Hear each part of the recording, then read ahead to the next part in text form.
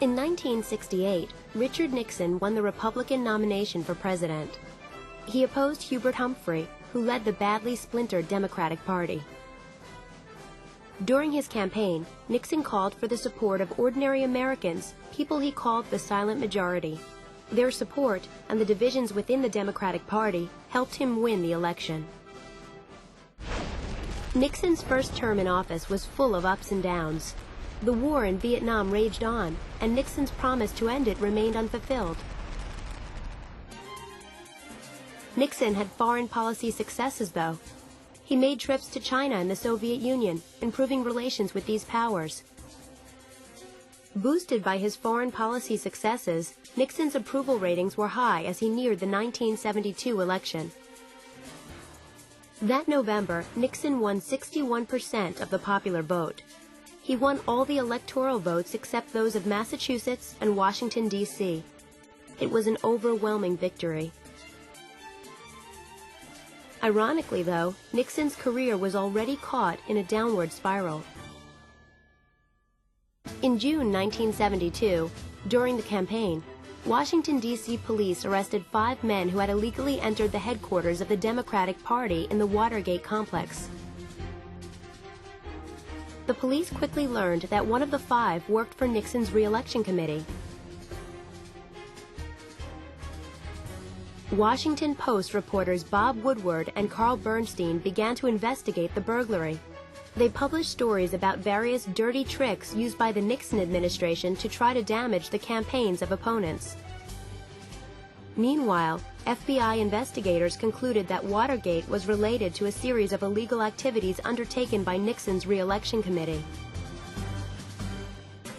No evidence directly linked the president to these actions before the presidential election.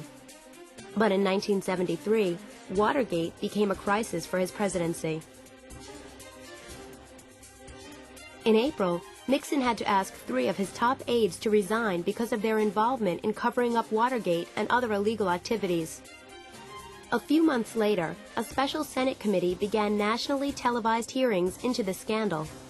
Some witnesses insisted that Nixon had nothing to do with the break-in or the cover-up, a position the president had maintained for months. However, former White House lawyer John Dean said that he and the president had discussed the cover-up many times. He charged that Nixon had been fully aware of the illegal efforts to block the FBI from fully investigating Watergate. Then, another aide revealed that the president had recorded all of his telephone calls and conversations in his office. The tapes would reveal whether Dean or the president was telling the truth.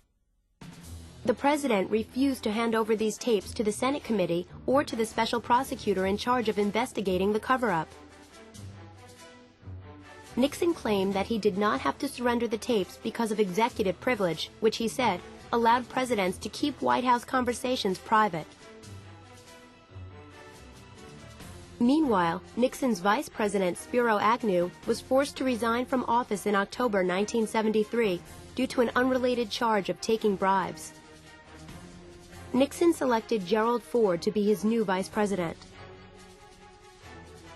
Nixon finally released some transcripts of the taped conversations. Some people saw these conversations as evidence that Dean was right and Nixon had been involved in covering up Watergate. The House of Representatives began to consider impeaching the president. Its Judiciary Committee began impeachment hearings in the spring of 1974. On July 24, 1974, the Supreme Court ordered Nixon to make all his tapes available as evidence in the Watergate trials. The court ruled that executive privilege did not apply in this situation. Soon after, the House Judiciary Committee adopted 3 articles of impeachment. President Nixon was charged with obstruction of justice, misuse of power, and refusal to comply with the House subpoenas. Nixon's remaining support crumbled when he released the transcripts of a conversation that had taken place just 6 days after the break-in. It proved that Nixon was part of the Watergate cover-up from the beginning. Realizing that the full House would vote to impeach him and convinced that the Senate would find him guilty, Nixon decided to resign.